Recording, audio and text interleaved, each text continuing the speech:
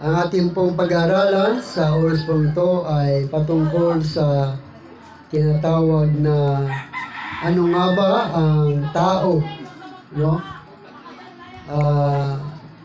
Ano nga ba ang tao sa so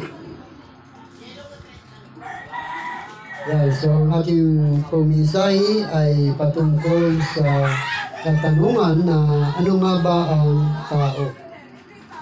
So ang tao ay binubuo siya ng body, soul, and spirit. No? Kaya sabi ni Jesus Christ, hindi lamang sa tinapay nabubuhay ang tao, kundi sa bawat salitang namumutawi sa bibig ng Diyos. Kasi nga, ang ating espiritu, ang pagkain po nito ay walang iba kundi ang salita ng Diyos. No, kaya ang ating pag-aaralan ngayon ay patungkol sa ano nga ba ang tao. No? So, ang tao ay nilikha ng Diyos mula sa alubok.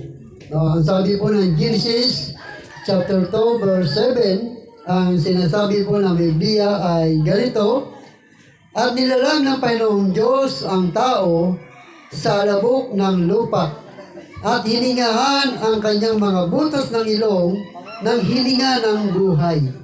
At ang tao ay naging kaluluwang may buhay. So dito ay sinasabi ng Biblia na ang tao ay nilikha ng Diyos mula sa alabok. At para magkaroon siya ng buhay, hiningahan siya sa ilong at binigyan siya ng buhay, at nung siya ay magkaroon ng buhay, siya ay naging kaluluwang may buhay. At ang tao ay nilikha din ng Diyos ayon sa kanyang wangis. Na tayo ay nilikha ng Diyos ayon sa kanyang wangis. Na sinabi sa Genesis chapter 1, verse 26 hanggang 28, sa sinabi ng Diyos, lalangin natin ang tao sa ating larawan ayon sa ating wangis. At magkaroon sila ng kapangyarihan sa mga isda sa dagat, at sa mga ibon sa impapawid, at sa mga hayop, at sa buong lupa, at sa bawat umuusad na nagsisiusad sa ibabaw ng lupa. Nilalangan ng Diyos ang tao ayon sa kanilang sariling larawan, ayon sa larawan ng Diyos na siyang nilalang niya, sila na lalaki at babae. At sila'y binasbasa ng Diyos, at sa kanila'y sinabi ng Diyos, kayo'y magpalaanakin at magpakarami, at kalatan ninyo ang lupa, at inyong supilin, at magkaroon kayo ng kapangyarihan sa mga isda sa dagat, sa mga ibon sa impapawid, at sa bawat hayop na umuusad sa lupa. So dyan ay sinasabi ng banal na kasulatan na ang tao ay nilikha ng Diyos mula sa alabok at nilikha ng Diyos ayon sa kanyang wangis. Ayon sa kanyang larawan na sinasabi ng banal na kasulatan. At ang unang taong nilikha ng Diyos sa mundong ito ay walang iba kundi si Adan na mula sa alabok. Yun yung unang taong nilikha ng Panginoon. Siya ay si Adan na nilikha mula sa alabok. Na sinasabi ng Biblia na at nilalang ng Panginoong Diyos ang tao sa alabok ng lupa at hininga ng kanyang mga butas ng ilong ng hininga ng buhay, at ang tao ay naging kaluluwang may buhay. So doon ay makikita natin na ang unang nilikha ng Diyos ay lalaki. Lalaki ang unang nilikha ng Diyos sa mundong ito. At ang sabi niya po sa Genesis chapter 2 verse 8, verse 18 to 24, ay sinasabi ng Biblia na na ang unang nilikha ng Diyos ay lalaki. Na ang sabi po ng Biblia, matapos gawin ang lahat ng ito, sinabi ng Panginoong Yahweh, hindi mabuti na mag-isa ang tao. Bibigyan ko siya ng isang angkop na makakasama at makakatulong. Kaya mula sa lupa ay lumikha ang Panginoong Yahweh ng mga hayop sa parang at mga ibon sa impapawid. Dinala niya ang mga ito sa tao upang ipaubaya rito ang pagbibigay ng pangalan sa mga iyon. Kung ano ang kanyang itawag, iyon ang naging pangalan ng mga ito. Ang tao nga ang nagbigay ng pangalan sa lahat ng ibon, sa impapawid, at hayop sa parang, ngunit walang isa man sa mga ito ang nababagay na makasama at makatulong niya. Kaya pinatulog ng Panginoong Yahweh ang tao. Samantalang naiimbing, kinuha niya ang isang tadyang nito at pinaghilom ang laman sa tapat niyon. Ang tadyang na iyon, ginawa niya isang babae at dinala niya ito sa lalaki. Sinabi ng lalaki, sa wakas, narito ang isang tulad ko, laman ng aking laman, buto ng aking buto. Babae ang itatawag sa kanya, sapagkat sa lalaki siya kinuha. Ito ang dahilan, kaya iniiwan ng lalaki ang kanyang ama't ina, na nagsasama sila ng kanyang asawa, at sila'y nagiging isa. So dito ay sinasabi ng banal na kasulatan, ang unang nilikha ng Diyos ay ang lalaki. Pangalawa, nilikha ng Diyos ang babae mula sa tadyang ni Adan. Kaya ang tao ay, kung titingnan mo ang kanyang lahat ng tao sa mundo, kapag tingnan mo ang kanyang tadyang ay may kulang isa. Isang tadyang ang nawawala. At ang tadyang na yan ay yung babae. Kaya ang lalaki, kapag siya ay binata, kung kulang pa ang kanyang pagkatao, hindi pa buo ang kanyang pagkatao, sapagkat nawawala pa yung kanyang tadyang na ginawang babae ng Diyos na makakasama niya habang siya ay nabubuhay. Dahil sabi niya, hindi mainam na mag-isa ang lalaki. Bibigyan ko siya ng makakasama. Kaya yung tadyang na yan ay nawawala. Kaya kapag ang tadyang na yan ay natagpuan na ng lalaki, so doon tumitibok ang kanyang puso at nililigawan niya ito para maging kasama niya. Ganon din ang babae. Kapag ang babae ay dalaga pa, wala pa siyang asawa, ang nawawala sa kanya ay yung kanyang katawan. Ang kanyang katawan. Ano yung kanyang katawan? Walang iba kundi ang lalaki. Kapag natagpuan niya na ang kanyang katawan, ay tinitibok ang kanyang puso. At gumagawa siya ng paraan para yung katawan na nawawala sa kanya ay mapas sa kanya. Kaya kapag sila'y nagsama, sila ay nagiging isang katawan. Kaya makikita mo, ang isang babae kapag hindi niya pa natatagpuan ang kanyang katawan, kahit maraming tao ang nangliligaw sa kanya, hindi niya ito papansinin. Bakit? Kasi hindi pa yun yung kanyang katawan.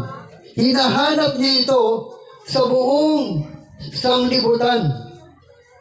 Minsan, ang katawan mo ay nasa ibang lugar at magtatagpo na lang kayo kung saan. Kapag nakita mo ito, mararamdaman mo ito sapagkat tumitibok yung puso mo. Ganon din ang lalaki, kapag siya ay binata pa, kulang pa ang kanyang pagkatao. Ang nawawala sa kanya, yung kanyang tadyang na ginawang babae. Kaya ang lalaki, hanggat hindi niya natatagpuan yung babae na natadyang niya, ay hindi siya nagkakaroon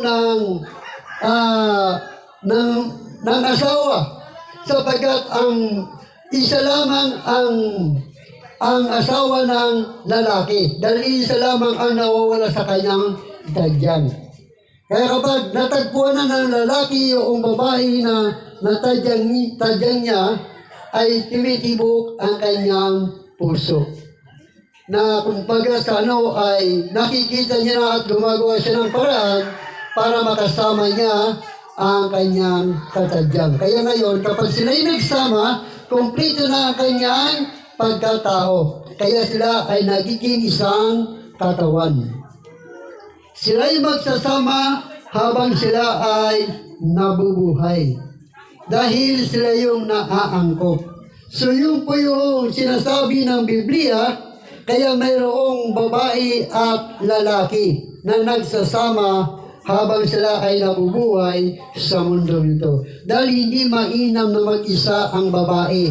Hindi rin mainam na mag-isa ang lalaki. Kaya ang Diyos ay gumagawa ng paraan para kayo ay magtagpo. Kapag kayo ay nagtagpo, kayo ay magsasama at nagiging isang katawan. At nagiging kompleto na ang iyong pagkatao. Kaya namumuhay na kayo ng bilang pamilya. No? Kapag ikaw ay natagpuan mo na ang iyong tadyang, kung ikaw ay lalaki, kung ikaw naman ay babae, natagpuan mo na ang iyong katawan na kung saan doon ka nanggaling. So, pangalawa, ang tao ay nilikha ng Diyos sa tatlong bahagi sa isang katawan. Tatlong bahagi: body, soul, and spirit. Yung kabuuan ng tao, may tatlong bahagi siya. Ang sabi niya sa 1 Thessalonians chapter 5, verse 23, naway lubusan kayong gawing banal ng Diyos na siya nagbibigay ng kapayapaan at naway panatili niyang walang kapintasan ang buo ninyong katauhan, ang espiritu, kaluluwa at katawan hanggang sa pagbabarito ng aking Panginoong Hesus Kristo. So dito ay sinasabi na ang tao ay binubuo ng tatlong bahagi: body, soul, and spirit. Ganon din ang Diyos. Ang Diyos ay binubuo din ng tatlong bahagi ng Ama, Anak, at Espiritu Santo. Dahil ang tao ay nilikha ng Diyos ayon sa kanyang wangis. Kaya kung ano ang Diyos, ganon din ang tao. May tatlo siyang bahagi na sa isang pagka-Diyos o sa isang pagkatao. So, sinasabi sa Hebrew chapter 4, verse 12 hanggang 13, ang salita ng Diyos ay buhay at mabisa, mas matalas kaysa linmang tabak na sa may kabilang may talim. Ito'y tumatagos maging sa ikabuturan ng kaluluwa at espiritu ng mga kasukasuan at buto at nakakalab ng mga iniisip at binabalak ng tao. Walang makapagtatago sa Diyos, lahat ay hayag at plantad sa Kanya, sa Kanyang paningin, at sa Kanya tayo mananagot. Kaya dito ay sinasabi ng banal na kasulatan na ang tao ay binubuo sa body, soul, and spirit. Ano nga ba ang katawan ng tao? Ang katawan ng tao ay bahay lamang ito ng ating kaluluwa at espiritu. Kaya kung nasaan ang body mo, nandoon ang kaluluwa mo, nandoon ang espiritu mo. Dahil bahay niya to. Kaya sinasabi sa banal na kasulatan sa aklat ng 2 Corinthians chapter 5, verse 1 hanggang 10, ganito po ang sinasabi ng Biblia. Alam natin kapag nasira na ang tuldang tinatahanan natin ngayon na tumutukoy sa ating katawang lupa, tayo may tahanan sa langit na hindi kailanman masisira, isang tahanan ginawa ng Diyos at hindi ng tao. Dumarayin tayo habang tayo nasa katawang ito at labis na nanabik sa ating tahanan makalangit. upang kumabihisa na tayo nito ay hindi na tayo matatagpuan hubad. Habang nakatira pa tayo sa tundang ito, tayo na hinagpis at dumaraing, hindi dahil nais nating iwaksi ang katawang panglupa, kundi dahil nais nating mabihisan ng katawan panglangit. Sa gayon, ang buhay na may katapusan ay mapapalitan ng buhay na walang hanggan. Ang Diyos mismo ang nagtalaga sa atin para sa ganitong pagbabago at ibinigay niya sa atin ang Espiritu bilang katibayan na ito'y matutupad. Kaya't laging malakas ang ating loob.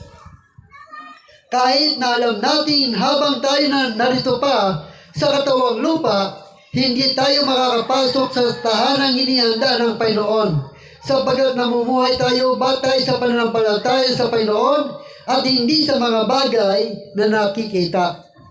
Malakas na ang loob natin iwan ang katawang ito na ating tinatahanan ngayon upang manirahan na sa piling ng Panginoon. Kaya naman, ang pinakananais natin ay maging kalugod-lugod sa Kanya, maging nasa katawang lupa tayo o maging nasa piling niya. Sapagkat lahat tayo iharap sa hukuman ni Kristo at tatanggap ng nararapat ayon sa ating mga gawang mabuti o masama nang tayo nabubuhay pa sa daigdig na ito. So doon ay sinasabi ng banal na kasulatan na ang ating katawang lupa ay bahay lamang ito ng ating kaluluwa at espiritu. Na habang tayo ay narito sa katawang lupang ito, ay nagagamit natin ito bilang tahanan, tirahan ng ating kaluluwa at espiritu. Na sinasabi doon sa 2 Corintios chapter 15, verse 35 hanggang 50, ganito sinasabi, subalit may magtatanong, paano bubuhay muli ang mga patay? Ano ang magiging uri ng katawan nila? Hangal, hindi mabubuhay ang binhing itinanim hanggat hindi iyon namamatay. At ang itinanim ay hindi halamang malaki na, kundi binhi tulad ng butol ng trigo o ng ibang binhi. Ang Diyos ang nagbibigay ng katawan sa binhing iyon. Ayon sa kanyang kagustuhan, bawat binhi binigyan niya ng angkop na katawan at hindi pare-pareho ang laman ng mga nilikang may buhay. Iba ang laman ng tao, iba ang laman ng hayop, iba ang mga ibon, iba ang mga isda. May mga katawang panglangit at mayroon namang katawang panglupa. Iba ang kagandahang panglupa at iba ang kagandahang panglangit.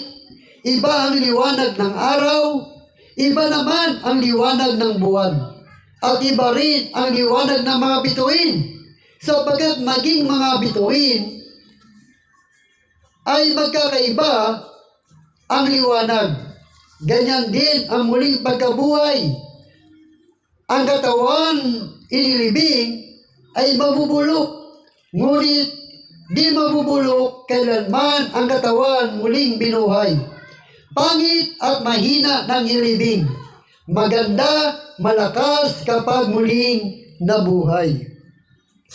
Inilibing na katawang panglupa, muling bubuhayin bilang katawang panglangit. Kung may katawang panglupa, mayroon din katawang panglangit. Ganito sinasabi ng kasulatan, ang unang tao, si Adan ay nilikha, binigyan ng buhay. Ang huling Adan ay espiritu nagbibigay buhay. Ngunit hindi nauna ang panglangit, ang panglupa muna bago ang panglangit. Ang unang Adan ay mula sa lupa, sapagkat nilikha siya mula sa labuk. Ang pangalawang Adan ay mula sa langit. Ang katawang panglupa ay katulad na nagmula sa lupa. Ang katawang panglangit ay katulad na nagmula sa langit. Kung paano tayo naging katulad ng tao nagmula sa lupa, Matutulad din tayo sa taong nanggaling sa langit. Ito ang ibig kong sabihin, mga kapatid, ang binubuo ng laman at dugo ay hindi maaaring makabahagi sa karya ng Diyos at ang katawang panglupa ay di maaaring magmana ng buhay na walang hanggan. So dito ay sinasabi ng Biblia na ang ating katawang lupa ay tahanan lamang ng ating espiritu.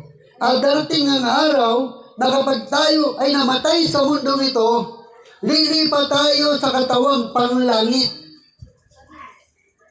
Yung katawang panglangit nito, ito yung sinasabi ni Jesus Christ na ipinaganda tayo ng matitirhan.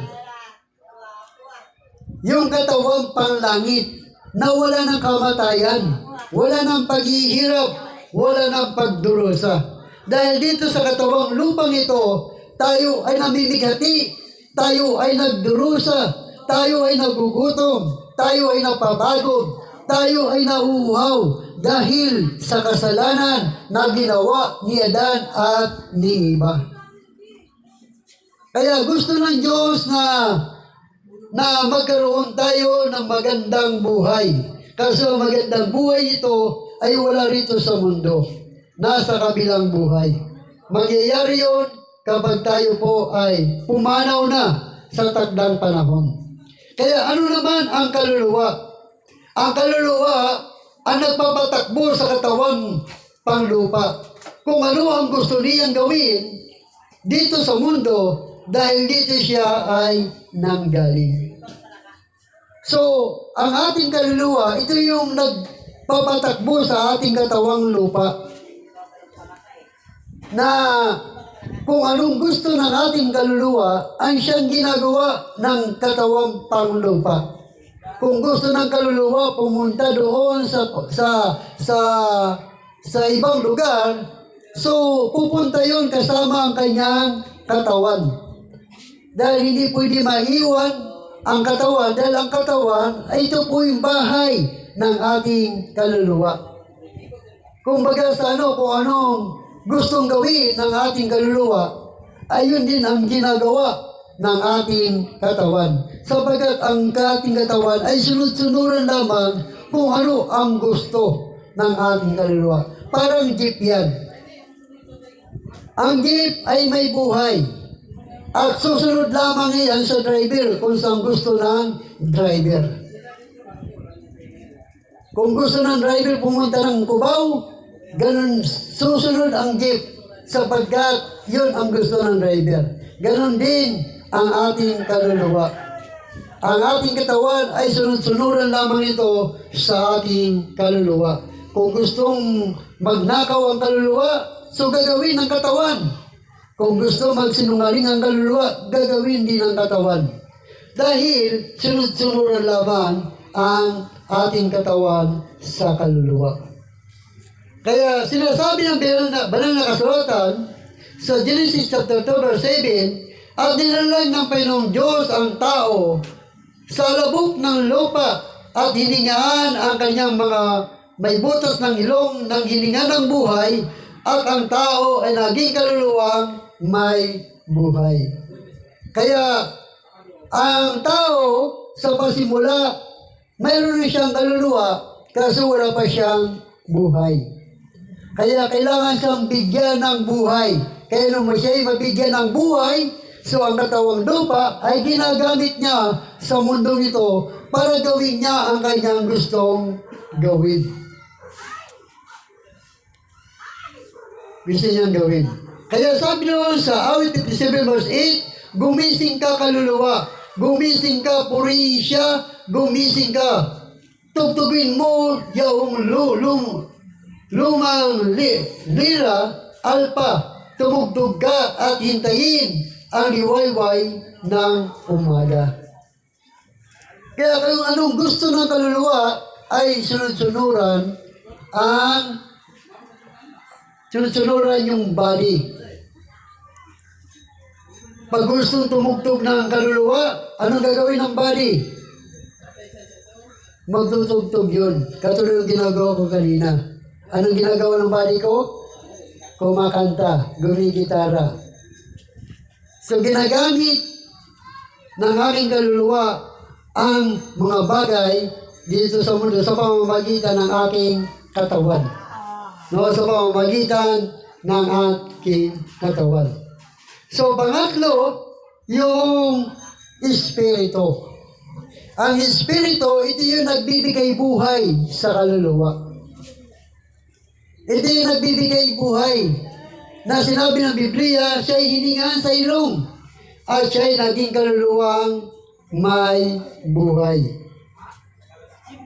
Kaya makikita natin dito na ang Espiritu ng tao, yan yung nagbibigay buhay sa ating kaluluwa para magawa natin ang gusto nating gawin. Na sinasabi ng banal na kasulatan sa mga Ngaral chapter 12 verse 7, at ang alabok ay babalik sa lupa gaya ng una, at ang Espiritu ay babalik sa Diyos na nagbigay nito. Kaya ang ating Espiritu, kapag kinuha na ng Diyos sa body and soul, ang body and soul ay wala ng buhay. Parang electric fan lang yan. Ang electric fan ay kompleto na siya. Mayroon siyang body and motor. Body and motor. Para magkaroon siya ng buhay, kailangan isaksak sa kuryente. So, ang kuryente ang nagbibigay ng buhay sa electric fan. Pero subukan mong tanggalin ang electric fan sa kuryente, siya ay mamamatay. Hindi na siya gagalaw. Ganon din ang Espiritu natin. Ang Espiritu natin, yan yung nagbibigay buhay sa body, sa ating body and soul. Para gumalaw siya, kumilos siya. Kaya hanggat nasa atin ang Espiritu na nagbibigay buhay sa body and soul, mananatili tayong buhay. Kaya kung gusto mamatay ng Diyos ang ating kaluluwa, kukunin niya ang buhay natin. Ang buhay natin ay ang Espiritu. Na sinabi doon sa Aklat ng Mga Ngaral, chapter 12, verse 7. At ang alabok ay babalik sa alabok na gaya ng una, at ang Espiritu ay babalik sa Diyos na nagbigay nito. So binigyan tayo ng Espiritu ng Diyos na siyang buhay para maging kaluluwa tayong may buhay. Kaya kapag tinanggal ng Diyos ang Espiritu, ito yung hahatulan ng Diyos. Ito yung babalik sa Diyos. Ang sabi sa Hebrews chapter 9, verse 27, at yamang itinakda sa mga tao ang mamatay na minsan, at pagkatapos nito ay pag-uhukom. So yan yung hukuman ng Diyos, yung ating Espiritu. Sapagkat yan yung hindi namamatay. Sapagkat yan ay galing sa Diyos. Galing sa Diyos. Kapag tinanggal ng Diyos ang ating buhay, mamamatay po tayo. Pero hanggat hindi tinatanggal ng Diyos ang ating buhay, mananatili tayong buhay. Sapagkat nasa kontrol ng Diyos ang ating buhay. Katulad ng electric fan na ito. Nasa ating kontrol. Kung gusto natin siyang manatiling buhay, mananatili siyang buhay. Pero kung gusto natin siyang mamatay, tanggalin lang natin sa Kanya ang nagbibigay sa Kanya ng buhay. Kaya siya ay mamamatay. So ganoon ang buhay po natin. Ang nagbibigay sa atin ng buhay, nagbibigay ng buhay sa ating kaluluwa at body, sa ating kaluluwa ay ang Espiritu. Na siyang buhay po natin. At ito ang haharap sa Diyos pag-alis ng ating Espiritu. Ang sabi noon, sa 1 Peter chapter 3, verse 18 to 19, sapagkat si Kristo man ay minsan nagdusa dahil sa mga kasalanan, sa isang matuwid dahil sa mga di matuwid, upang kayo ay madala niya sa Diyos, siya ay pinatay sa laman, ngunit binuhay sa Espiritu. Sa gayon din, siya ay pumunta at nangaral sa mga espiritu na sa bilangguan. So, yung ibibilanggo ng Diyos, yung ating Espiritu. Kasi ito yung babalik sa Diyos. Ito yung haharap sa hukuman ng Diyos. Kung ikaw ba, nung ikaw ay nabubuhay sa mundong ito, bago ka mamatay, anong ginagawa mo? Namatay ka ba na hindi na naglilingkod sa Panginoon? O namatay kang naglilingkod sa Diyos? Kapag namatay ka, naglilingkod sa Diyos, yung Espiritu mo na babalik sa Diyos, ito yung dadalhin ng Diyos sa piling ni Abraham. At doon ay aaliwin ka. Pero kapag namatay ka sa mundong ito, na walang pananalig at panampalataya sa Diyos, ang Espiritu mo ay kukunin ng Diyos para mamatay ka at dadalhin ito sa hadis ng pagdurusa. Kung ano nararamdaman mo nung ikay nabubuhay, ay mararamdaman mo rin yan doon sa kabilang buhay. Kung nahihirapan ka sa apoy, ay mahihirapan ka rin sa apoy. Kaya dito sinasabi ng Biblia na ang ating Espiritu, ito yung binibilanggo sa kabilang buhay. Kaya sinasabi ng banal na kasulatan na ang ating Espiritu ay mararanasan na kapag tayo po ay namatay, ay maranasan ito na tayo ay ibibilanggo kapag namatay tayong walang pananalig at pananampalataya sa Diyos. Pero kapag meron tayong pananalig at pananampalataya sa Diyos, maasahan po natin na tayo ay may buhay na walang hanggan. Ang sabi nun sa Lucas chapter 16 verse 19 to 31, may isang mayamang lagi nagdarami na mamahalin at sagana sa pagkain araw-araw.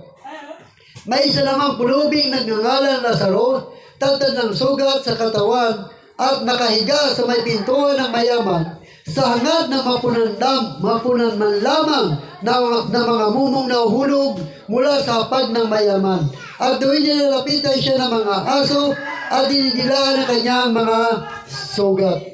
Namatay ang pulubi at dinala ng mga anghel sa piling ni Abraham. Namatay rin ang mayaman at nilibing sa gitna ng kanyang pagdurusa sa daigdig ng mga patay. Natanaw ng mayaman si Lazaro sa piling ni Abraham, kaya sinligaw siya, Amang Abraham, maawa po kayo sa akin. Utusan po niyo si Lazaro na isausaw sa tubig ang dulo ng kanyang daliri at basahin ang aking dila dahil ako'y naghihirap sa apoy na ito. Ngunit sumagot si Abraham, Anak, alalahanin mo, nagbasasa ka sa buhay nung ikaw ay nasa lupa. At si Lazaro naman ay nagtiis ng kahirapan. Subalit ngayon, siya ay maligaya siya. Dito samantalang ikaw naman ay nagdurusa. Bukod dito, may malaking bangin sa pagitan natin, kaya mga naririto ay hindi makapunta diyan at ang mga nariyan ay hindi makapunta rito. Ngunit sinabi ng mayaman, kung gayon po, Amang Abraham, ipinag-iusap ko pong papuntahin na lamang ninyo si Lazaro sa bahay ng aking ama sa aking 5 kapatid na lalaki. Suguin po ninyo siya upang sila'y bigyan ng babala upang hindi sila humantong sa dakong ito ng pagdurusa. Ngunit sinabi sa kanya ni Abraham, nasa kanila ang mga sinulat ni Moises at ng mga propeta.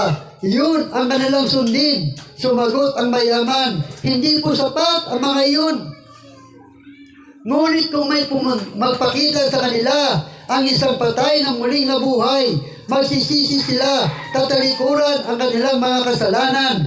Sinabi naman sa kanya ni Abraham, kung ayaw nilang sundin ang mga sinulat ni Moises at ng mga propeta, hindi rin nila paniniwalaan kahit ang isang patay na muling nabuhay. So doon ay makikita natin yung Espiritu na umalis sa tao na nagbibigay buhay sa body and soul. Ito yung haharap sa Diyos para maranasan mo ang hirap o kaligayahan. Kung mamatay ka sa mundong ito na hindi ka naglilingkod sa Diyos, ang espiritu mo ay iba-ibilanggo ito ng Diyos. Katulad ng isang mayaman na nahihirapan sa apoy. Dahil nung siya'y nabubuhay sa mundong ito, wala siyang panahon na paglingkuran ng Diyos. Hindi siya naniniwala sa Diyos. Hindi siya naniniwala na totoong may langit at impyerno. Kaya ang ginagawa niya ay lagi siyang busy sa hanap buhay, sa negosyo at trabaho. Mula Lunes hanggang Linggo, walang ginawa kundi maghanap buhay, magnegosyo, magtrabaho para sa kanya lamang kaluluwa. Pero walang panahon siya sa kanyang espiritu. Hindi niya ito binibigyan ng pagkakataon ang kanyang espiritu sapagkat kung nasaan ang body, nandoon ang spirit and soul. Kaya kapag dinadala mo ang body sa church, kasama ang body, soul and spirit. Kapag wala ang body mo dito sa church, ibig sabihin wala rito ang spirit mo at saka soul. Sapagkat kung nasaan ang body, nandoon ang dalawang ito. Kaya kapag wala kang panahon na paglingkuran ng Diyos, darating ang araw na magsisisi ka katulad ng mayaman. Pero sabi ni Abraham, anak, alalahanin mo, nagpasasa ka sa buhay sa ibabaw ng lupa na hindi mo nga pinapansin ang mga gawain patungkol sa Diyos. May nagyayaya sa iyo, hindi mo nga tinutugunan dahil lagi mo sinasabi, busy ka. So gusto ng Diyos, sabi ng Diyos, 6 na araw kayo gagawa ninyo kabubuhay. At ang isang araw ay ilaan niyo ito para sa akin. So ang isang araw dapat nakalaan katulad ng linggong ito. Dapat sa araw ng linggo, nakalaan ito para sa Diyos. 2 oras lang naman kung gusto mo. Yung 2 oras na yan ay counted na yan sa Panginoon dahil sabi ng Diyos, ang pagkaisaan nyo rito sa lupa ay pagkaisaan sa langit. Ang pagkakawalan nyo rito sa lupa ay pagkakawalan sa langit. Ang pagkasunduan nyo rito sa lupa ay pagkakasunduan sa langit. Kung ang pagbabawal nyo rito sa lupa ay ipagbabawal doon sa langit. Ay pinagkaisahan natin na tuwing araw ng linggo, alas 2 hanggang alas 4, ay meron tayong Sunday service. Ibig sabihin, counted po yun. Tinatanggap po yun sa langit na sa loob ng 2 oras ay nakakapaglingkod tayo sa Diyos at nakakakain tayo ng salita ng Diyos. So, purihin po ang Panginoon sa oras po ito. Nawa po ay napagpala po tayo ng salita ng Panginoon. Nawa sa sunod po na linggo, kasi hanggat buhay ang tao, hindi po matatapos ang linggo. Matatapos lamang ang linggo sa tao kapag siya po ay namatay na.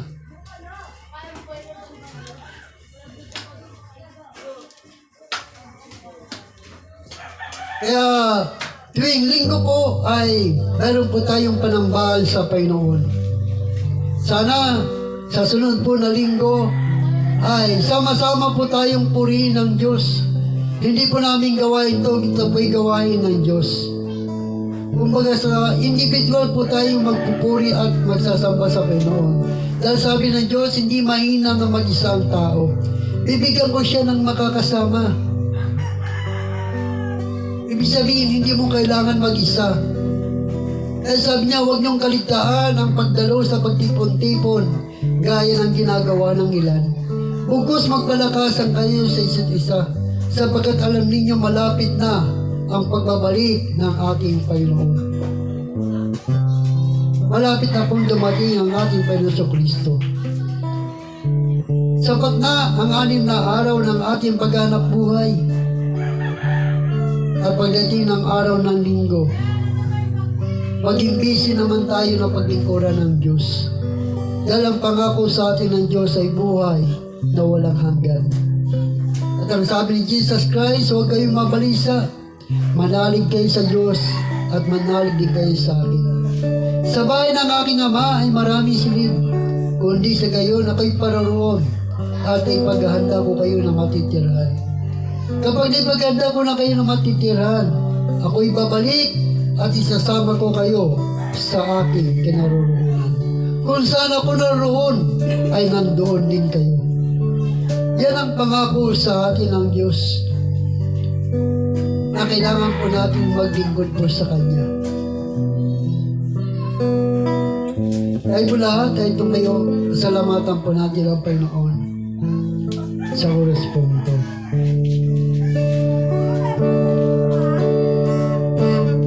Kailan pa ibibigay ang buhay mong labas sa Kanya na nagbigay sa'yo ng buhay at wagas.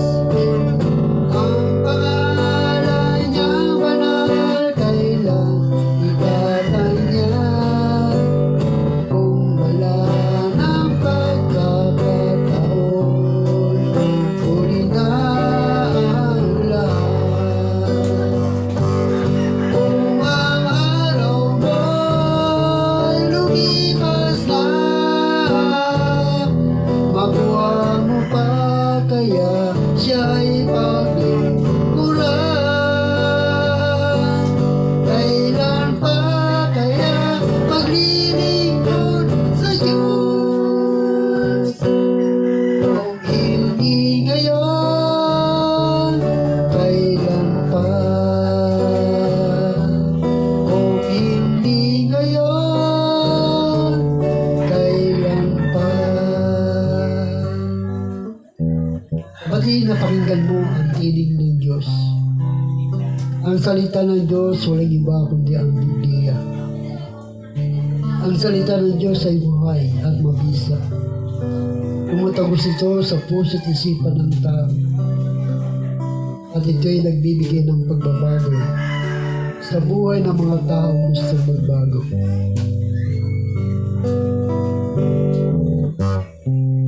Kung gusto mong tanggapin si Kristo bilang Panginoon at sariling tagapagligtas ng iyong buhay, this is the time.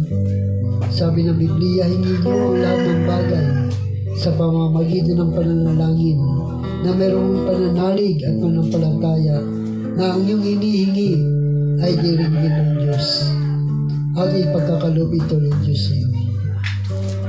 Kaya sa oras nito, tayo po ay manalangin sa Panginoon at pwede kang sumunod sa panalangin nito na parang ikaw na rin ang nanalangin. Sabihin natin, Panginoon, maraming pong salamat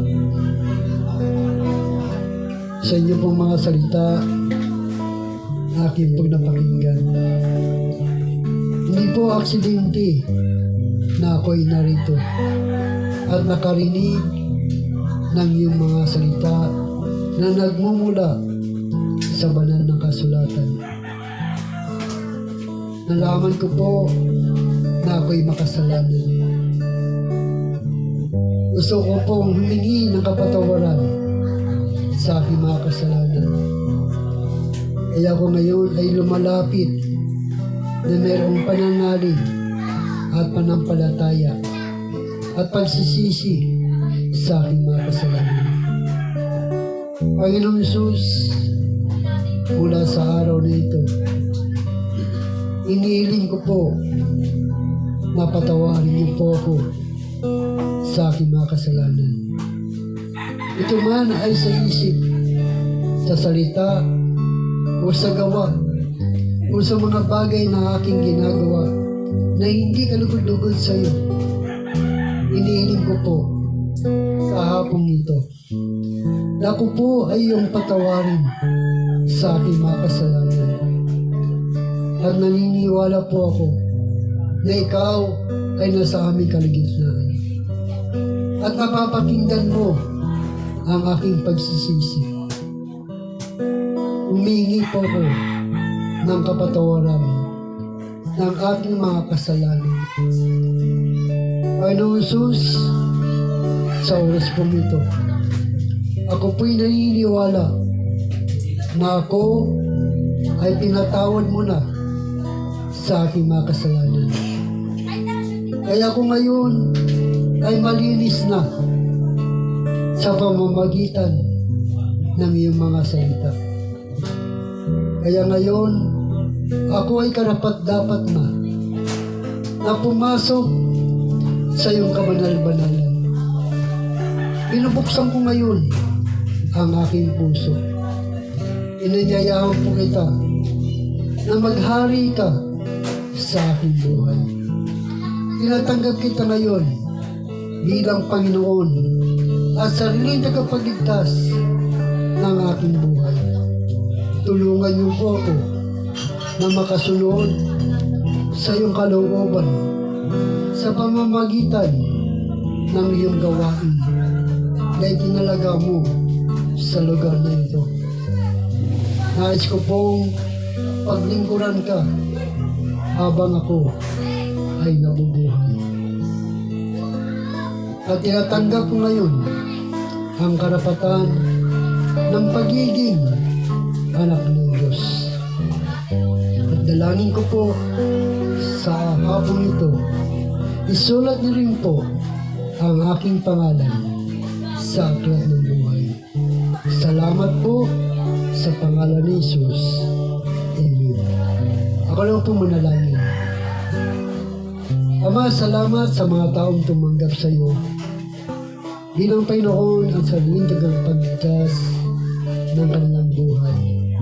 Ikaw may sabi, O Diyos, may samang kaluluwa ang magbalik loob sa iyo. Libo-libong anghel ang mag-iista sa kalangitan dahil sa isang kaluluwang sumampalataya at nagsisi ng kanilang mga kasalanan. Kaya Ma, salamat sa osbutugan sa pangalan ni Jesus. Amen. Okay, tayo po'y makapag-upo na. Yan, so konting announcement lang bago tayo magtapos sa ating pong gawain. Announcement po natin. Bukas po ay meron tayong mga Bible study. Ang ating pong Bible study sa Barangay 105 sa office ni Chairman. Ay bukas po yun. Nagsisimula po tayo ng ating Bible study sa office ni Chairman. Ay 6 o'clock po ng hapon at hanggang alas 7 po ng gabi. And then pagdating po ng Friday, meron tayong 7 last word, April 3. Sa Friday po, gaganapin po natin 7 last word doon po sa Hapilan. Hindi, baka gusto yung makatin. Sa Friday, bro, 7 last word, no? May mga pagkain tayo doon. Sa may Hapilan.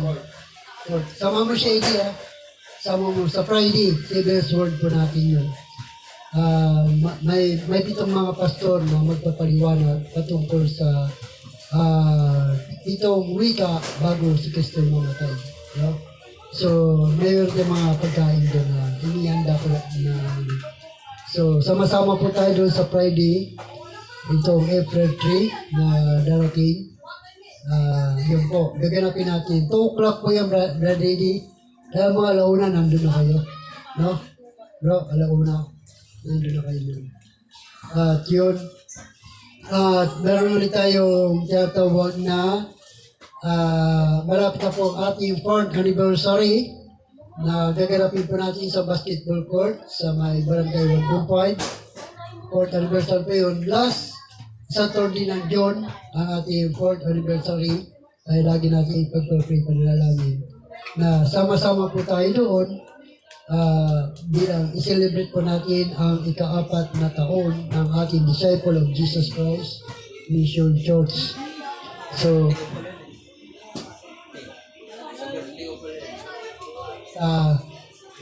yun, last Saturday ng June yun. June 1 ka. O last Saturday tayo dito. So yan, no? So, sama-sama po tayo. Yan po yung mga activities na ating pong ginaganap. Okay? Tayo po dumako sa uling panalangin. Pwede po natin give thanks for the God for our give thanks. Tayo po natin tumayo.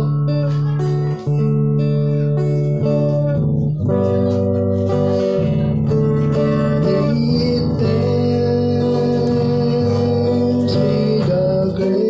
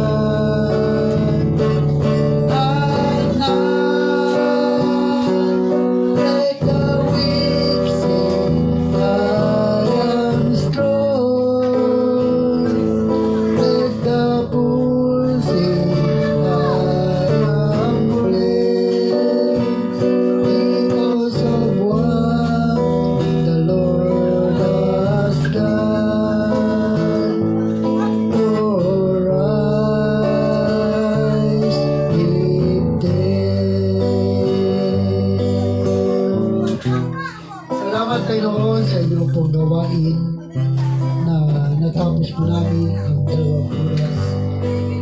Pagpalain niyo po, Panginoon, ang lahat na narito, pati sa mga nanood sa YouTube channel, sa FB, sa mga oras pintugan. Ikaw po, Diyos, ang patuloy po na magpala po sa kanila, Panginoon.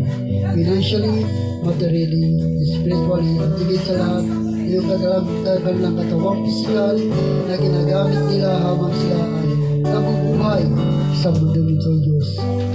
Kaya salamat, Ama, kung paano mo kami iningatan sa aming pagtungo sa lugar to, Lord. Di sa man sa amin, ay wala na pahamak. Ganun din, O Diyos, uwi rin kami sa kanya-kanyang mga tahanan na puno-puno ng kagalakan, kapayapaan at pagpapala na nagmumula sa iyo.